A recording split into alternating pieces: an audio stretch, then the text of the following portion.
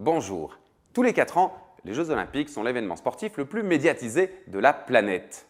Mais au fait, quelle est leur histoire? Comment une antique tradition grecque a-t-elle pu renaître de ses cendres près de 1500 ans après sa disparition pour devenir la grande fête du sport qu'elle est aujourd'hui? Dans l'Antiquité, les Jeux Olympiques étaient un concours sportif organisé tous les 4 ans dans le sanctuaire religieux d'Olympie en Grèce. Créés presque 1000 ans avant notre ère, les Jeux Olympiques antiques ont disparu à la fin du IVe siècle, le nouveau pouvoir chrétien trouvant ces Jeux vraiment trop païens. Il faudra attendre presque 1500 ans pour voir les premières tentatives de renaissance. En 1796, les révolutionnaires créent l'Olympiade de la République. À Paris, sur le Champ de Mars, les concurrents s'affrontent lors d'épreuves inspirées de l'Antiquité, telles que la course à pied ou la course de chars, sous les yeux de plus de 300 000 spectateurs. Un citoyen particulièrement enthousiasmé, Esprit Paul de Lafont-Pouloty, va jusqu'à réclamer le rétablissement des Jeux Olympiques à la municipalité de Paris. Sa demande fut rejetée, mais est restée dans les mémoires, et le comité olympique lui rendra d'ailleurs hommage en 1924.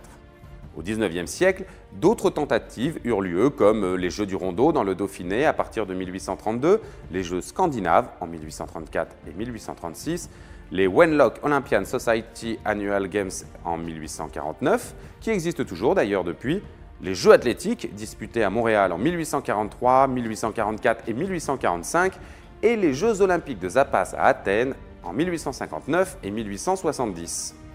Le 25 novembre 1892, à l'occasion du 5e anniversaire de l'Union des sociétés françaises de sport athlétique, Pierre de Coubertin, historien et pédagogue français, propose la rénovation des Jeux olympiques. L'idée n'est pas retenue, mais il n'abandonne pas et 2 ans plus tard a lieu le congrès pour le rétablissement des Jeux olympiques à la Sorbonne. 2000 personnes, dont 79 ambassadeurs sportifs représentant 49 clubs de 13 nations différentes, assistent à ce congrès. L'enthousiasme est général et le rétablissement des Jeux olympiques est voté à l'unanimité. Dès la fin du congrès, le baron Pierre de Coubertin fonde le Comité international olympique pour organiser les Jeux. Celui-ci existe toujours aujourd'hui. Si les nouveaux JO sont bien entendu inspirés des Jeux antiques, ils sont également inspirés des idéaux égalitaires de la fin du XIXe siècle et des tournois de chevalerie du Moyen Âge. Pour Pierre de Coubertin, les Jeux olympiques sont un moyen de promouvoir la communication, le fair-play et l'entente entre les peuples, ainsi que de bâtir un monde meilleur. Les premiers Jeux olympiques modernes ont lieu à Athènes en 1896.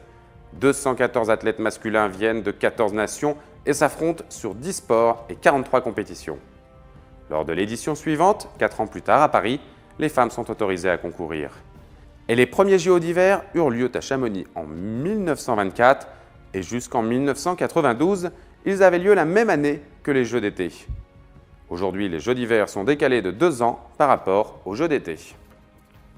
Aujourd'hui, près de 13 000 athlètes venus de la quasi-totalité des pays du monde concourent aux Jeux olympiques dans 33 sports et 400 compétitions.